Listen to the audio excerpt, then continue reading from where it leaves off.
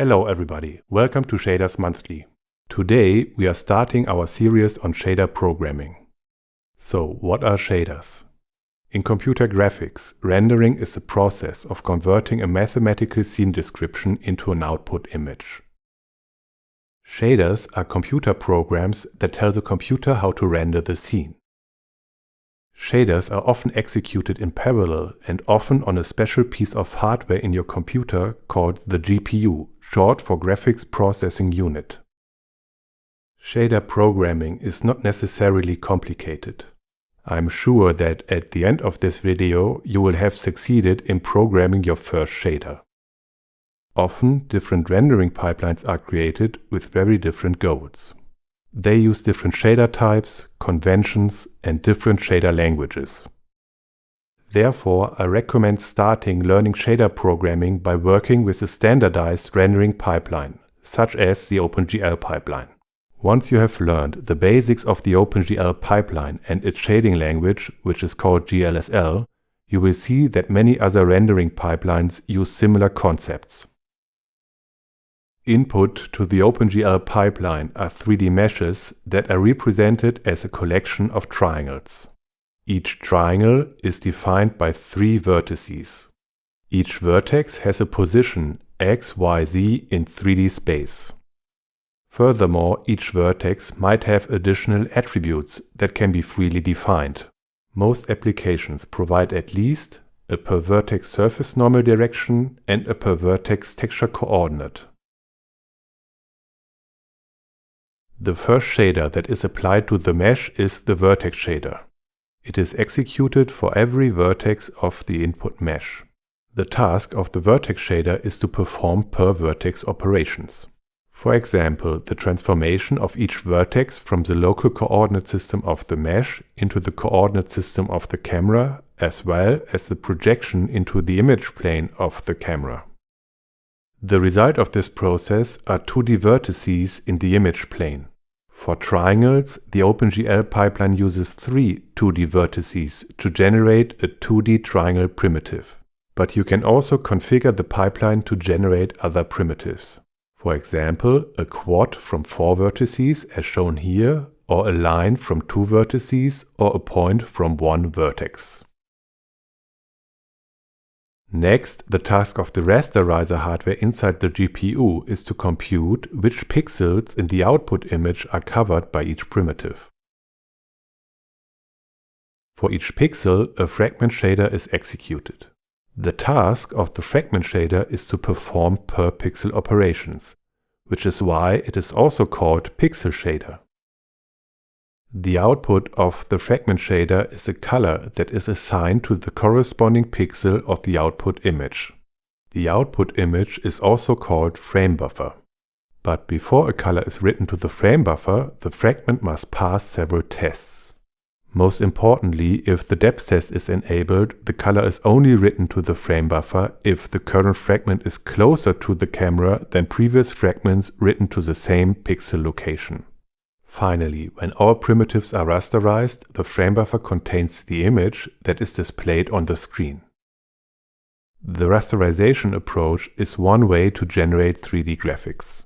Another popular approach is ray tracing, which we will certainly cover at some later point. Now, let's implement our first shader. To this end, we use the shader editor provided by the GSN Composer website at gsn-lib.org. The GSN Composer is a web-based tool that I created especially for teaching shader programming, and it makes it simple to provide input data for our shaders. But you can also use any other shader editor or text editor that you like. We are going to write pure OpenGL GLSL code that you can use anywhere. Links to examples that execute the same shader code using C++ or Java can be found in the video description. In the GSN Composer interface, click on the Create button.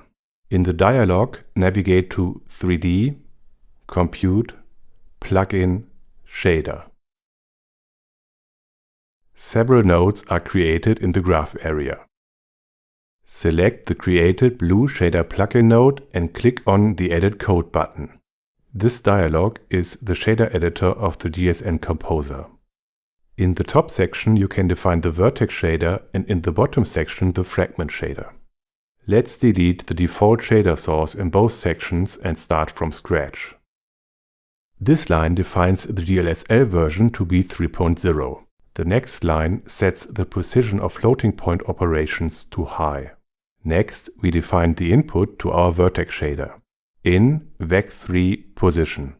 This tells the shader that we want to use a vertex attribute called position, which is a 3-vector with an x, y, z coordinate. When the vertex shader is executed in parallel on the GPU for each input vertex of the mesh, this variable is set accordingly for each vertex. Void main brackets curly brackets. This is the main function which is executed for each input vertex. Here you can define local variables, for example scalar values, such as an integer. Int a equals 42, or a floating point value. Float b equals 0.0. There are also integer vectors, such as ivec3c equals ivec3, 1, 2, 3. Or floating point vectors, such as vec3p equals vec3, 1.4, 2.6, 3.1. Every vertex shader has a predefined compulsory output variable called GL_position. Next, we could, for example, assign our input position to the variable p. vec3p equals position. GL_position is a vec4 variable with 4 components. Later, in the OpenGL-Pipeline, during an operation called perspective division, within the per-vertex post-processing step, the x, y, and z components are divided by the 4th component. Consequently, if we want the perspective division to not affect the vertex position, we have to set the 4th component to 1. px, py, pz, 1. We can write the same code in a more compact way by putting the 3-vector position directly into GL_position. In summary, this is probably the most simple vertex shader possible. It does almost nothing. It just passes the position of every vertex further down the pipeline. Let us now write the fragment shader. Again, we define the GLSL version, and we set the precision of floating point operations to high. Next, we define the name of the output variable for our fragment shader. Out vec4 outColor. Void main brackets curly brackets outColor equals vec4. This is the main function, which is called in parallel by the rasterizer for each fragment. Its task is to assign a color to the corresponding fragment, which is achieved by setting the outColor variable to a 4-vector. The first 3 components of the vector correspond to the red, green, and blue values of the additive RGB color model. The values are in the range 0 to 1. The 4th component is the alpha channel, which defines the degree of opacity. A value of 0 means fully transparent and a value of 1 is fully opaque. For example, if we want the output pixel to be red and opaque, 1, 0, 0, 1. Full red, no green, no blue, fully opaque. Now let's try if this combination of vertex and fragment shader compiles by clicking on the Check Code button. No, something is wrong. We forgot the semicolon. Now it should work. Now we have to provide an input mesh to our shader. Close the shader editor. Click on the Create button and select 3D, Compute, Generate Triangle. In the visual programming interface of the GSN Composer, green nodes represent data and the blue nodes are compute nodes. Blue compute nodes and green data nodes need to alternate in the graph. Consequently, we have to connect the green data node containing the triangle data to the blue shader node which performs the computation. Then we press the play button and see what we have created. Alright, we have rendered our first triangle. Now, let's select a more interesting 3D mesh. Click on the Create button and select 3D, Compute, Generate, Torus Knot. We connect the green Torus Knot data node to the blue shader compute node. Well, the Torus Knot is too large. Let's make it smaller. To this end, we open our shader code and scale the vertex position by 0.5. But it would be more convenient to change the scaling parameter without editing the shader code. This can be achieved by defining a uniform variable. Uniform float scale. A uniform variable is a constant during a rendering call, which means that the same value is applied to all vertices of a rendering call. However, we can change the value between rendering calls. For example, we can change it for every rendered frame. While variables with the uniform qualifier are constant for all vertices, variables with the in qualifier change for every vertex. For example, if we would like to access the per vertex normal direction, we could write in vec3 normal. To access the normal information in the fragment shader, we have to define an out variable in the vertex shader. Out vec3 interpolated normal. We call this variable interpolated normal because the rasterizer will generate interpolated values for each fragment of the primitive.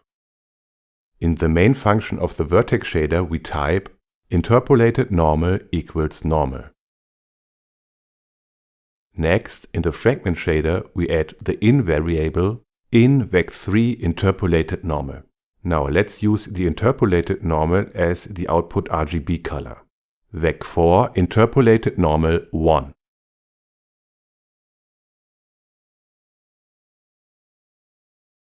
Looks interesting, but makes sense. A normal pointing in the x direction is now represented by a red color, y direction as a green color, and z direction should be a blue color. But blue does not show up here because the z values are all negative for the current projection. Great, this was not so hard. If you want to export your shader to a C++ or Java project, you can click on the Export Code button. That's it for today. Links and source code are provided in the video description. If you have any questions, please leave a comment or contact me directly. See you in the next episode of Shaders Monthly.